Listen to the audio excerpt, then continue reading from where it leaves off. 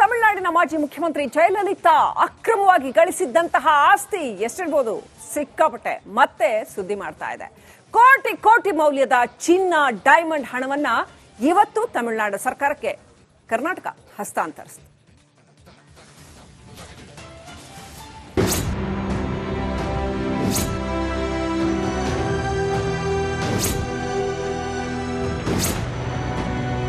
ತಮಿಳುನಾಡಿನ ಮಾಜಿ ಸಿಎಂ ಜಯಲಲಿತಾ ಅವರ ಅಪಾರ ಸಂಪತ್ತು ಕೊನೆಗೂ ಹಸ್ತಾಂತರವಾಗಿದೆ.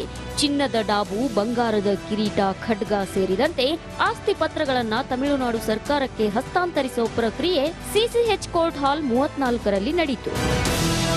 ಅಕ್ರಮ ಆಸ್ತಿ ಗಳಿಕೆ ಪ್ರಕರಣದಲ್ಲಿ ಕೆಲವು ವಸ್ತುಗಳನ್ನು ವಿಶೇಷ ನ್ಯಾಯಾಲಯ ವಶಪಡಿಸಿಕೊಂಡಿತ್ತು. ಆ ವಸ್ತು, ಬಟ್ಟೆ, ಒಡವೆಗಳನ್ನು ತಮಿಳುನಾಡು ಸರ್ಕಾರಕ್ಕೆ ನೀಡುವಂತೆ ಕೋರ್ಟ್ ಆದೇಶ ಹೊರಡಿಸಿತ್ತು.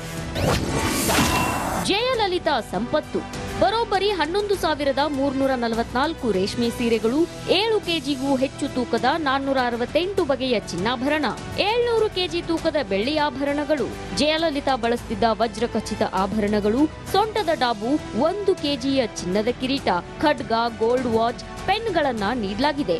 750 ಜೊತೆ ದುಬಾರಿ ಚಪ್ಪಲಿ, 250 ಶಾಲು, 12 refrigerator, 10 TV set, 8 VCR, 1 video camera, 4 CD player, 2 audio deck, 24 2-in-1 tape recorder, 1040 video cassette, 3 iron locker, ಚಿನ್ನದ ವಾಚ್ ಸೇರಿದಂತೆ ಇನ್ನಿತರ ವಸ್ತುಗಳು ಸೇರಿದಂತೆ ಒಟ್ಟಾರೆ 1,606 ವಸ್ತುಗಳು ಹಸ್ತಾಂತರ ಮಾಡಲಾಗಿದೆ.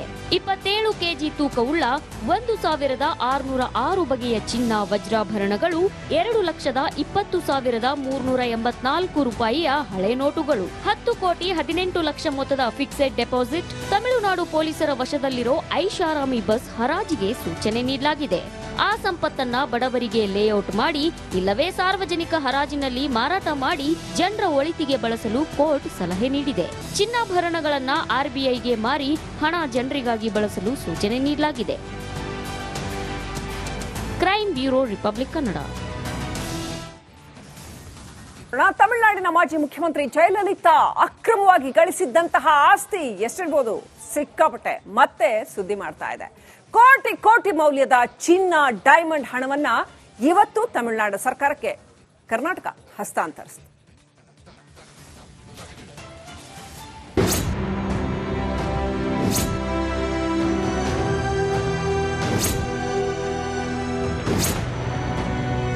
ತಮಿಳುನಾಡಿನ ಮಾಜಿ ಸಿಎಂ ಜಯಲಲಿತಾ ಅವರ ಅಪಾರ ಸಂಪತ್ತು ಕೊನೆಗೂ ಹಸ್ತಾಂತರವಾಗಿದೆ. ಚಿನ್ನದ ಡಾಬು, ಬಂಗಾರದ ಕಿರೀಟ, ಖಡ್ಗ ಸೇರಿದಂತೆ ಆಸ್ತಿ ಪತ್ರಗಳನ್ನು ತಮಿಳುನಾಡು ಸರ್ಕಾರಕ್ಕೆ ಹಸ್ತಾಂತರಿಸುವ ಪ್ರಕ್ರಿಯೆ ಸಿಸಿಎಚ್ ಕೋರ್ಟ್ ಹಾಲ್ 34ರಲ್ಲಿ ನಡೆಯಿತು. ಅಕ್ರಮ ಆಸ್ತಿ ಗಳಿಕೆ ಪ್ರಕರಣದಲ್ಲಿ ಕೆಲವು ವಸ್ತುಗಳನ್ನು ವಿಶೇಷ ನ್ಯಾಯಾಲಯ ವಶಪಡಿಸಿಕೊಂಡಿತ್ತು.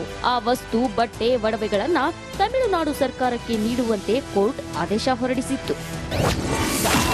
ಜಯಲಲಿತಾ ಸಂಪತ್ತು ಬರೋಬ್ಬರಿ 11,344 ರೇಷ್ಮೆ ಸೀರೆಗಳು, 7 ಕೆಜಿಗೂ ಹೆಚ್ಚು ತೂಕದ 468 ಬಗೆಯ ಚಿನ್ನಾಭರಣ, 700 ಕೆಜಿ ತೂಕದ ಬೆಳ್ಳಿ ಆಭರಣಗಳು, ಜಯಲಲಿತಾ ಬಳಸುತ್ತಿದ್ದ ವಜ್ರಖಚಿತ ಆಭರಣಗಳು, ಸೊಂಟದ ಡಾಬು, 1 ಕೆಜಿಯ ಚಿನ್ನದ ಕಿರೀಟ, ಖಡ್ಗ, ಗೋಲ್ಡ್ ವಾಚ್, ಪೆನ್ಗಳನ್ನ ನೀಡಲಾಗಿದೆ. 750 ಜೊತೆ ದುಬಾರಿ ಚಪ್ಪಲಿ, 250 ಶಾಲು, 12 refrigerator, 10 TV set, 8 VCR, 1 video camera, 4 CD player, 2 audio deck, 24 2-in-1 tape recorder, 1040 video cassette, 3 iron locker, ಚಿನ್ನದ ವಾಚ್ ಸೇರಿದಂತೆ ಇನ್ನಿತರ ವಸ್ತುಗಳು ಸೇರಿದಂತೆ ಒಟ್ಟಾರೆ 1,606 ವಸ್ತುಗಳು ಹಸ್ತಾಂತರ ಮಾಡಲಾಗಿದೆ.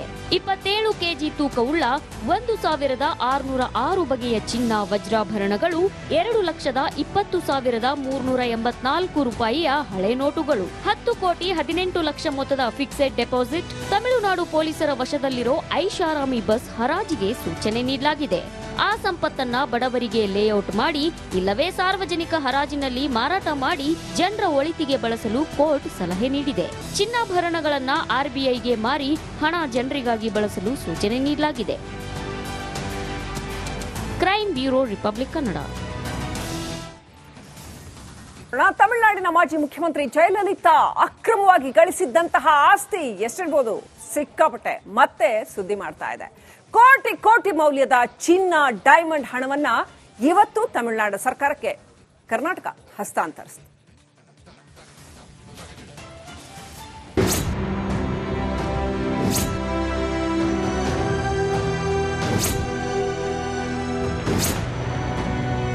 ತಮಿಳುನಾಡಿನ ಮಾಜಿ ಸಿಎಂ ಜಯಲಲಿತಾ ಅವರ ಅಪಾರ ಸಂಪತ್ತು ಕೊನೆಗೂ ಹಸ್ತಾಂತರವಾಗಿದೆ.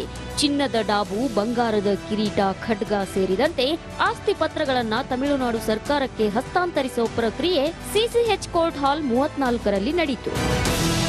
ಅಕ್ರಮ ಆಸ್ತಿ ಗಳಿಕೆ ಪ್ರಕರಣದಲ್ಲಿ ಕೆಲವು ವಸ್ತುಗಳನ್ನ ವಿಶೇಷ ನ್ಯಾಯಾಲಯ ವಶಪಡಿಸಿಕೊಂಡಿತ್ತು. ಆ ವಸ್ತು, ಬಟ್ಟೆ, ಒಡವೆಗಳನ್ನ ತಮಿಳುನಾಡು ಸರ್ಕಾರಕ್ಕೆ ನೀಡುವಂತೆ ಕೋರ್ಟ್ ಆದೇಶ ಹೊರಡಿಸಿತ್ತು. ಜಯಲಲಿತಾ ಸಂಪತ್ತು ಬರೋಬ್ಬರಿ 11,344 ರೇಷ್ಮೆ ಸೀರೆಗಳು, 7 ಕೆಜಿಗೂ ಹೆಚ್ಚು ತೂಕದ 468 ಬಗೆಯ ಚಿನ್ನಾಭರಣ, 700 ಕೆಜಿ ತೂಕದ ಬೆಳ್ಳಿ ಆಭರಣಗಳು, ಜಯಲಲಿತಾ ಬಳಸುತ್ತಿದ್ದ ವಜ್ರ ಖಚಿತ ಆಭರಣಗಳು, ಸೊಂಟದ ಡಾಬು, 1 ಕೆಜಿಯ ಚಿನ್ನದ ಕಿರೀಟ, ಖಡ್ಗ, ಗೋಲ್ಡ್ ವಾಚ್, ಪೆನ್ಗಳನ್ನ ನೀಡಲಾಗಿದೆ. 750 ಜೊತೆ ದುಬಾರಿ ಚಪ್ಪಲಿ, 250 ಶಾಲು, 12 refrigerator, 10 TV set, 8 VCR, 1 video camera, 4 CD player, 2 audio deck, 24 2-in-1 tape recorder, 1040 video cassette, 3 iron locker, ಚಿನ್ನದ ವಾಚ್ ಸೇರಿದಂತೆ ಇನ್ನಿತರ ವಸ್ತುಗಳು ಸೇರಿದಂತೆ ಒಟ್ಟಾರೆ 1,606 ವಸ್ತುಗಳು ಹಸ್ತಾಂತರ ಮಾಡಲಾಗಿದೆ. 27 ಕೆಜಿ ತೂಕವುಳ್ಳ 1,606 ಬಗೆಯ ಚಿನ್ನ, ವಜ್ರಾಭರಣಗಳು, 2,20,384 ರೂಪಾಯಿಯ ಹಳೆ ನೋಟುಗಳು, 10 ಕೋಟಿ 18 ಲಕ್ಷ ಮೊತ್ತದ ಫಿಕ್ಸೆಡ್ ಡೆಪಾಸಿಟ್, ತಮಿಳುನಾಡು ಪೊಲೀಸರ ವಶದಲ್ಲಿರೋ ಐಷಾರಾಮಿ ಬಸ್ ಹರಾಜಿಗೆ ಸೂಚನೆ ನೀಡಲಾಗಿದೆ. ಆ ಸಂಪತ್ತನ್ನ ಬಡವರಿಗೆ ಲೇಔಟ್ ಮಾಡಿ ಇಲ್ಲವೇ ಸಾರ್ವಜನಿಕ ಹರಾಜಿನಲ್ಲಿ ಮಾರಾಟ ಮಾಡಿ ಜನರ ಒಳಿತಿಗೆ ಬಳಸಲು ಕೋರ್ಟ್ ಸಲಹೆ ನೀಡಿದೆ. ಚಿನ್ನಾಭರಣಗಳನ್ನ ಆರ್ಬಿಐಗೆ ಮಾರಿ ಹಣ ಜನರಿಗಾಗಿ ಬಳಸಲು ಸೂಚನೆ ನೀಡಲಾಗಿದೆ. Crime bureau, republic Kannada. 150 ಸುದ್ದಿ, 120 ಇಂಪ್ಯಾಕ್ಟ್. ಸೂಪರ್ 3 ಇಲ್ಲೇ ಡ್ರಾ, ಇಲ್ಲೇ ಬಹುಮಾನ. ಮಾಧ್ಯಮ ಇತಿಹಾಸದಲ್ಲೇ ಮೊದಲು ಪರಿಹಾರ ಪತ್ರಿಕೋದ್ಯಮ.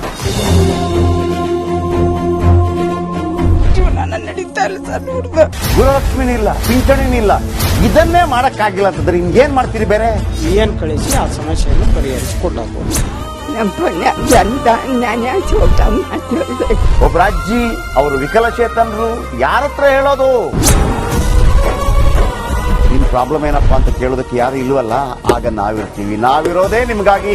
ನಾನು ಇರುವವರೆಗೆ, ಅವರು ಇರುವವರೆಗೆ 1,000 ರೂಪಾಯಿ ತಿಂಗಳು ಆಗ್ತೀನಿ. ಆದ್ರೆ ಈ ಕೆಲಸ ಇದೆಯಲ್ಲ, ಯಾವತ್ತೂ ಕೂಡ ಶಾಶ್ವತವಾಗಿ ನಮಗೊಂದು ಒಳ್ಳೆ ನೆನಪನ್ನ ಕೊಡುತ್ತೆ, ನಮ್ಮನ್ನ ಕಾಪಾಡುತ್ತೆ. 24 ಗಂಟೆಯಲ್ಲಿ ಅವರ ಬದುಕು ಬದಲಾಗಿ ಹೋಯಿತು. ನಾವು ರಿಪಬ್ಲಿಕ್ ಕನ್ನಡ, ನೇಷನ್ ಫಸ್ಟ್. ಸಮಾಜ ನಮಗೆ ಬಹಳ ಮುಖ್ಯವಾಗಿರುತ್ತೆ. ನಾವು ಆ ಜಾತಿ ಈ ಜಾತಿ ಅಂತ ನೋಡೋದಿಲ್ಲ. ಸಮಾಜದ ಕಟ್ಟ ಕಡೆ ವ್ಯಕ್ತಿ ಯಾರಿರ್ತಾನೆ, ಅದು ಯಾವುದೇ ಜಾತಿಯವನಾಗಿರ್ಬೋದು, ಯಾರು ಕಷ್ಟದಲ್ಲಿದ್ದಾನೆ ಅವನ ಪರವಾಗಿ ಧ್ವನಿ ಎತ್ತುತ್ತೇವೆ. ಕನ್ನಡಕ್ಕೆ ಧನ್ಯವಾದ. ನಾವು 1 ವರ್ಷದ ನಿರ್ಭೀತ ಪತ್ರಿಕೋದ್ಯಮ ರಿಪಬ್ಲಿಕ್ ಕನ್ನಡ. ಇದು ನಿಮ್ಮ ಧ್ವನಿ.